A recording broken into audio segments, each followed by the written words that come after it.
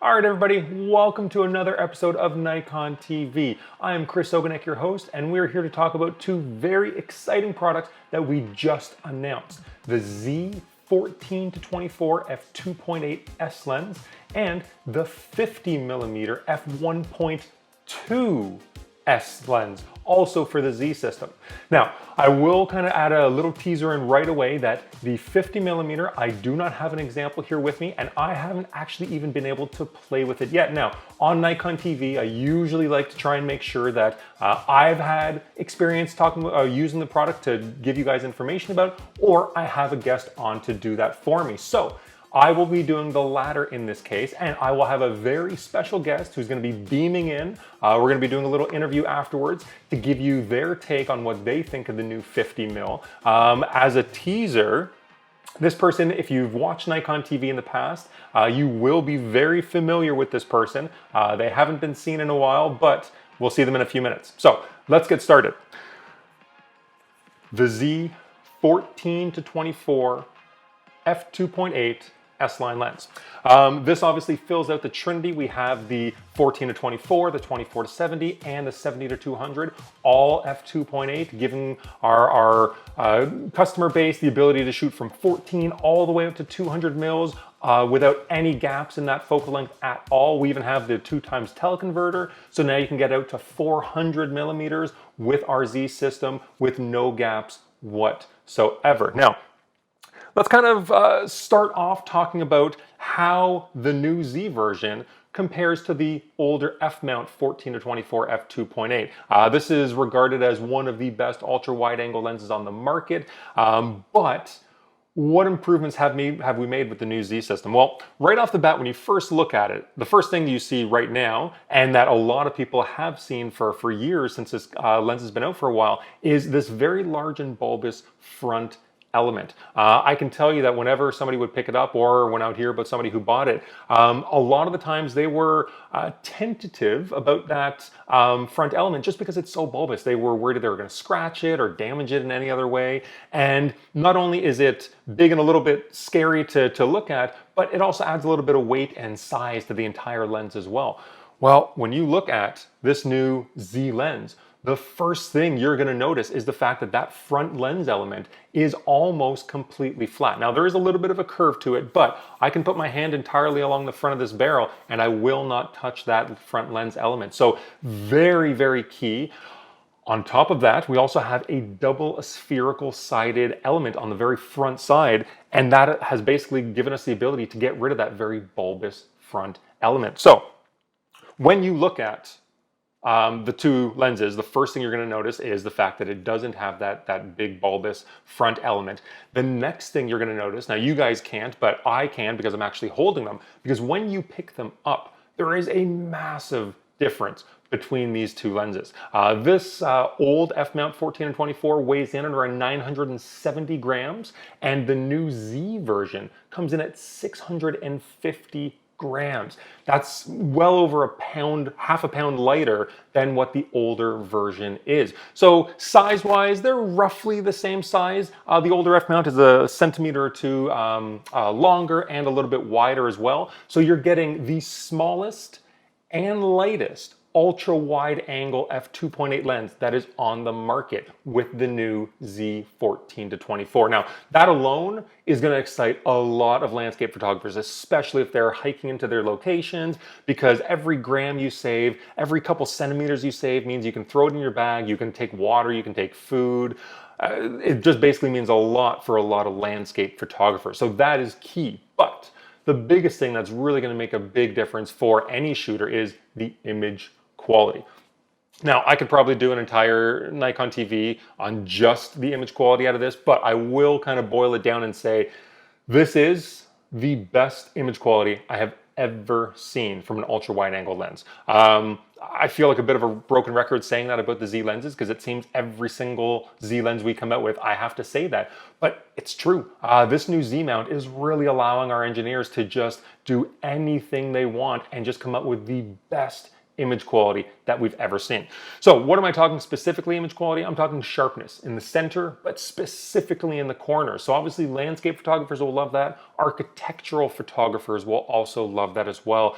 It means that no matter where your subject matter is in the frame, you're going to achieve unbelievable sharpness. The lens is also incredibly controlled for in terms of distortion and really well controlled for in terms of aberrations. We have 4 ED elements and 3 aspherical elements in this lens, which means that basically all types of aberrations. We're talking chromatic aberration, we're talking coma aberrations.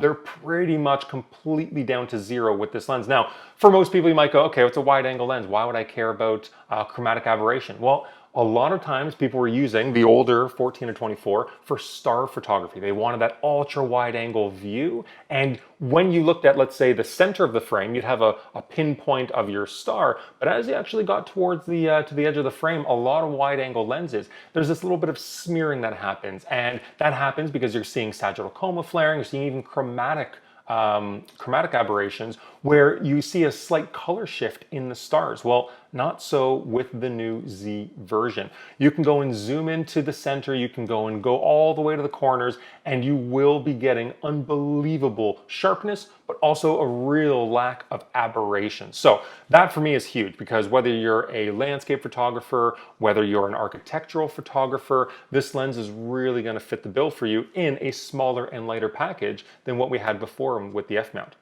Now, I'm kind of forgetting a whole group of people that could use this lens, and this is video shooters. A lot of time, the opening shot to a scene is going to be a little bit more wide angle. It's going to kind of set the scene, and this type of lens, this angle, can really open up a lot of possibilities. Now, how else will this work well for a video? Well, you have the dedicated control dials. You can go and change your focus. You can go change your ISO, your aperture really smoothly. The focus is unbelievably quiet. Obviously, we're using STM motors in here, so it's a very quiet lens. So even if you have a mic somewhere right around the camera, you are not going to hear this lens as it focuses.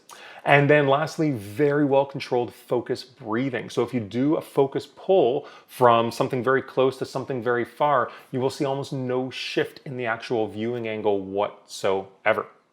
All right, so that's the lens in terms of image quality, in terms of comparing it to the old F-mount. Very quick rundown on the outside. Just like we've seen with a lot of the other lenses, you have a lens info button with a display button here. You can change that from focal length to aperture. You can see your depth of field. You have a lens function button that you can go and dedicate to whatever you want to have it set to. You have your focus and your zoom ring set in the exact same order as the older F-mount version. So there's going to be no need to kind of wrap your brain around a new way of using the lens. But that actually brings me to a couple things that you get with the lens. And that's not something you normally hear us talking about with the lens. I will say that we do have 2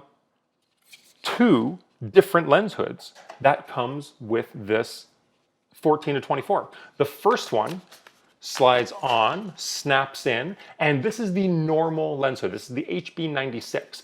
This is the normal lens hood you're going to use most of the time. As you can tell, there's a little bit of pedaling of the actual lens barrel itself. So if you don't have this and you don't have a very strong light source in the frame, you can get away with it. But as always, for protection and to go and make sure that you get rid of any unwanted light, you go and use your lens hood. So this pops on, your lens cap goes onto the actual lens, so you're all set to go. Now, what happens if you want to go and use a filter on this lens? Well, if I had asked you that same question with the old F-mount, you'd say, well, you need a third-party adapter, that you need these rings, and you need to go get the large. Not necessarily with this new one. So if I go and take the smaller and lighter lens hood and I take that off, this larger lens hood, this is the HB97, it snaps on in the exact same way, and you can see that it's much larger than the regular one. Now the reason for this is this lens hood allows you to screw in 112 millimeter filters directly onto the hood itself. So Nikon is actually coming out with a NC filter. That's our neutral color cast, which basically just means that it's there for protection. It's not going to give any unwanted color cast onto your photos. But we're also going to be coming out with a C-pole 112 millimeter diameter filter as well. That's a circular polarizer. So if when you're going and shooting your landscapes, you do want a circular polarizer to help really pop the color of the trees, the sky, really kind of allow the viewer to see through water, then you can go and throw that 112 mil C-pole directly onto the lens hood. And the cool thing is the lens cap for the hood, it's similar to what the older one was. It slides over top of it, but it actually snaps on. So when it's in your bag, it will not come off. And because the filter actually screws into the hood, once you do that, if you want to actually store it quickly, you can actually store the hood, the cap, and the filter without actually having to take it off. Because when you're out hiking, you know you're going to be wanting to continue to use the filter over and over again. So you don't always want to have to take it off and put it back on. Keep it on the hood and you're all set to go. Now, that's a circular polarizer or a protective NC filter. What else could you go and use filter-wise on this lens? Well, we also have the ability to use a rear gel filter in here. So you can go buy a lot of different filters out there where you can go and trim them yourself. So you can go and trim them to the exact size, slide it in, super easy to do. It's not some weird kind of fiddling it in and turning it a corner. It's just slide it in and you're all set to go. So if you wanted, you can go and get some filtered sheets that you would go and cut yourself. You can go get ND filters. So if you want a 6-stop, a 10-stop filter, throw it in there. You have your circular polarizer out front, and you have real no need for the even larger and more cumbersome filters that a lot of landscape photographers feel like they have to take with them. You can do it all basically with the lens itself, which is really, really cool. Okay, so that is the 14 to 24, rounding out our trinity of f2.8 zoom lenses. Next up, I want to be talking about the fastest 50 that Nikon has ever made with autofocus and exposure. This is the new Z50mm f1.2. Now, as I mentioned before, I don't have a version of this, so I'm having somebody come in to help talk about it. Who is he? Well, he is none other than the original host of NikonTV, Mark Cruz. So Mark Cruz, he's left us in Canada. He's now working still for Nikon down in the USA. So he has had access to play with this lens. So I'm gonna go and get him on the web and see what he thinks about this lens. Welcome, Mark Cruz, to NikonTV. Actually, I should say, welcome, Mark Cruz, back to NikonTV. You haven't been here for a while, but you're here. Thanks for having me on your show. So, just to kind of give you a heads up as to what I've talked about already, I've already gone through in detail the Z14 to 24, but... You don't have to tell me. I've been listening to your show this whole time. I know what you've been saying. I'm so amped about it. Good. So then you know that you are the special guest, and we are here to talk about the Z50mm f1.2S lens. Now, there's a lot of marketing stuff about this lens. It's a 1.2, it's amazing sharpness, but I want you to, and basically just one thing that you love about this lens, without going into the marketing hyperbole of talking about it being a 1.2 lens or the sharpness level. So one thing that you love about the lens. Hold on, that's not hyperbole. It is a 1.2 lens, and it is sharp. So if you ask me one thing, I would just say that this lens hits the stride in full speed of the Z mount. Because basically 2 years, I mean, I'm going into marketing talk here, but 2 years ago we had three lenses and two bodies. Now we have all these lenses, but for this lens, this is really what we were waiting for to have the Z mount deliver. And in my use with it, what really strikes me about it is that it is the three-dimensionality. That's my geekness coming out here. Whenever I go through my old hard drives and I'm always looking at pictures that I like, it's always the 58 and the 105 from the F mount. From the Z mount now, this gives me the same three-dimensionality with the autofocus I can rely on, and I just love the end result. I just love the end result. I mean, yes, it's a 1.2. Yes, it's sharp. Yes, it has all these flare suppression and things like that I'm sure you'll cover. But what I really love about it is just the aesthetic. And I'm not necessarily talking about just the bokeh in general. There's that too. But just the natural progression from in focus to defocus, and how gradually it goes from an area where your subject is, whether it's the eye, whether it's the face, or whether it's a full body or 3/4 shot. That's the versatility of the 50mm. It's not just for headshots. I love using the versatility, moving back certain distances. But what I love about it is just the look, the aesthetic that this focal length with the symmetrical design, we can geek out on that if you want, that gives you, because it's something that it's hard to quantify with numbers, but when you see it, you realize that even if you don't know optics and things like that, you recognize the aesthetic. I totally agree with you. I remember back when the 58 came out and you and I were shooting with that lens a lot, and we would walk into stores and people would try and wrap their brains around what made the 58 stand out. And it was really that three-dimensionality. So I cannot wait to get my hands on this new 50, because having that really nice transition from your subject to the background, where it just very nicely falls off. It's not a really abrupt or noisy bokeh. I'm really, really geeking out about this. I cannot wait to get my hands on it.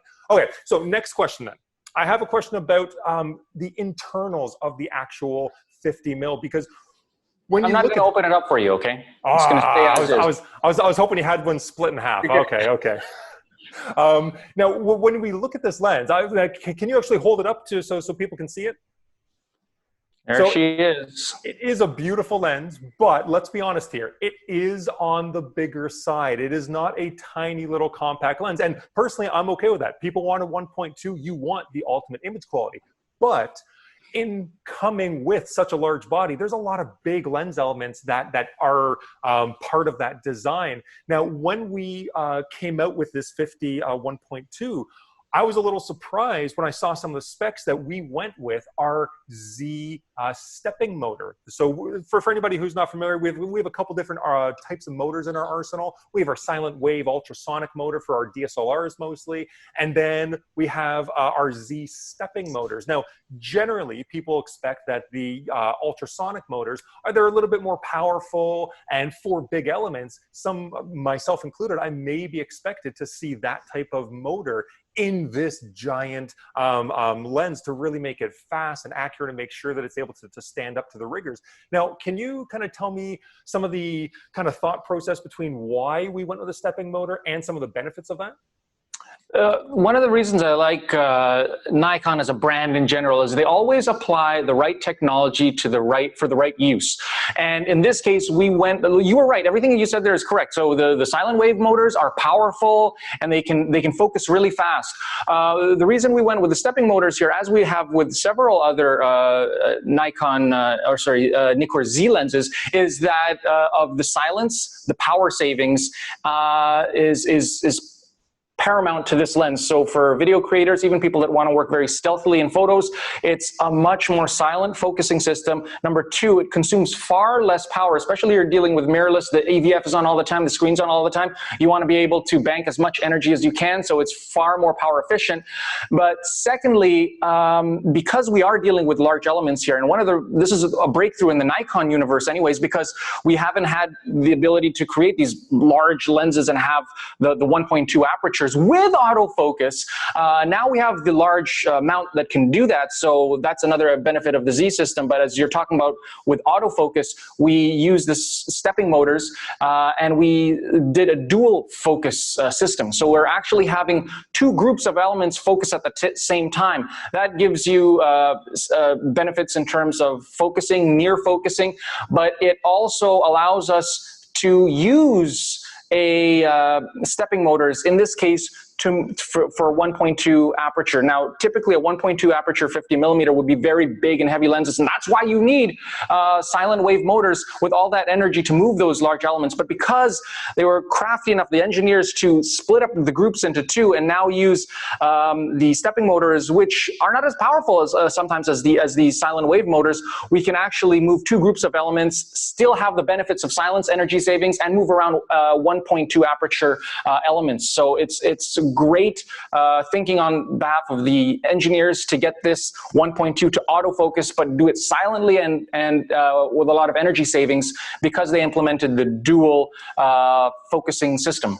So it's kind of the best multi-focusing system. Yeah, so it's kind of the best of both worlds. Where, like you said before, we have seen the multi-focus system in other Z lenses, the 24-70, 2.8, but those elements aren't nearly as big and heavy as what you're holding with the 51.2. So we use the technology, like you said, for the different purposes. And in this purpose, splitting it up into two motors really helps us be accurate. It helps us be smooth, which is great for video and still. So it's kind of the best of both worlds. That's absolutely awesome. Now, yeah, and you know, we hit the optical excellence with the 0.95 Noct. I think for most people, this is going to be the more practical lens because you get the top premium quality that we can do in S-line series. This is the best S-line optics that we have, but we have the benefits of autofocus for essentially a quarter of the price of the Noct. Absolutely. Well, I can tell you right now that I'm shooting, and now I know when you were shooting Nikon TVs here, you only did one episode using the Noct. Is that correct? It's the Christmas episode. Yes, it was last December, 2019. So you only did one. I'm spoiled. I'm using the Noct every single time that I'm shooting here in my kitchen. But I got to tell you that not having autofocus, at least especially when I'm doing this by myself, it is a little bit tricky. So I cannot wait to get my hands on the 1.2, and hopefully for the next Nikon TV, I'll be able to record it with full autofocus and have a little bit more freedom of movement as I'm recording myself. It'll be really cool.